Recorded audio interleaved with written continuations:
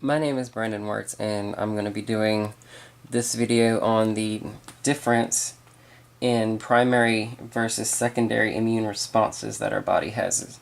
So, I'm going to try and do this video to where if someone who did not know anything about immunology had pulled up this video, I'm going to try and do my best to explain it so that way someone like that could understand.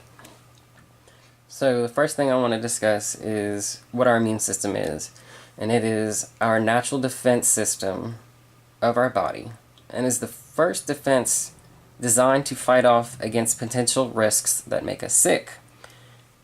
It's made up of a bunch of cells, tissues, organs, all working together for a protective function.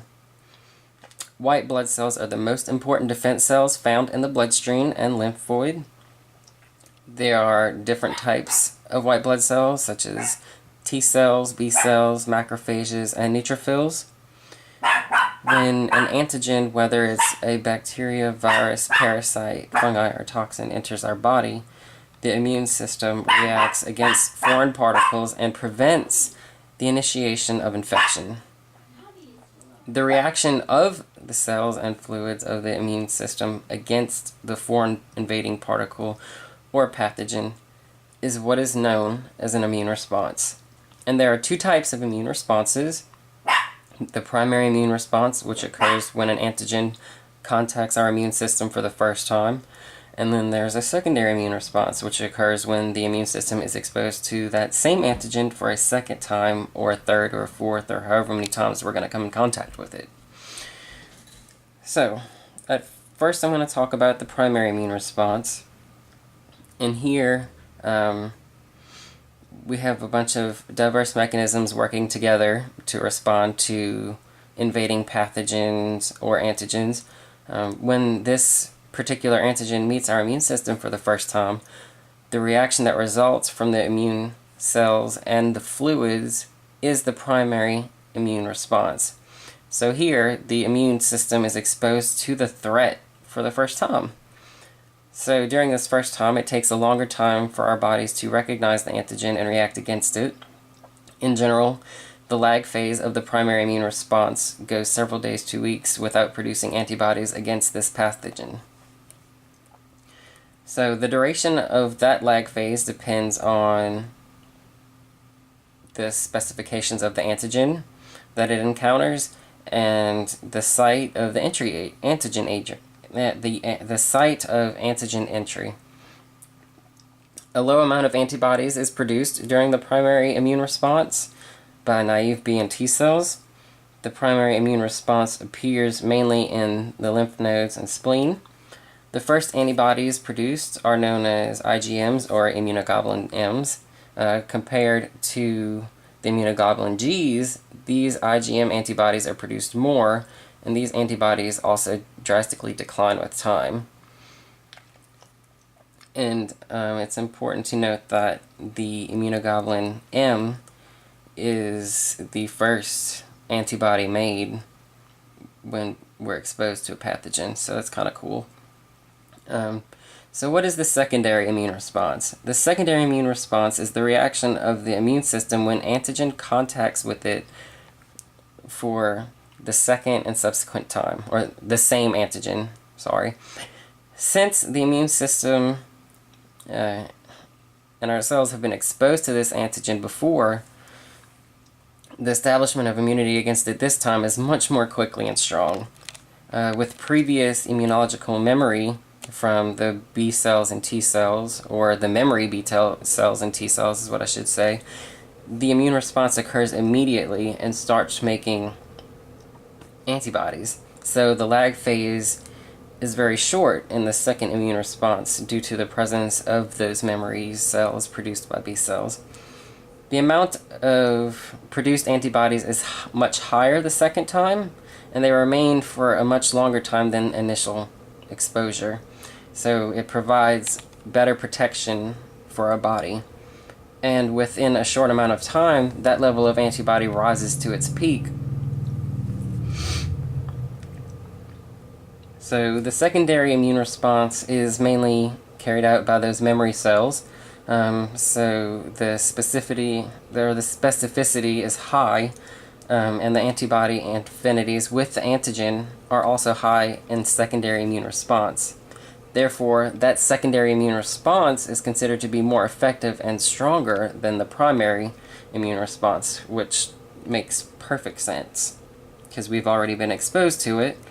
So those memory cells are already going to be prepared to fight off this antigen for a second or third time, or however other many times we're going to come into contact with it.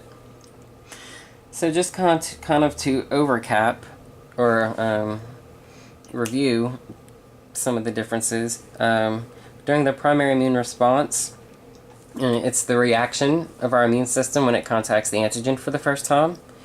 The responding cells are B cells and T cells of the primary immune response.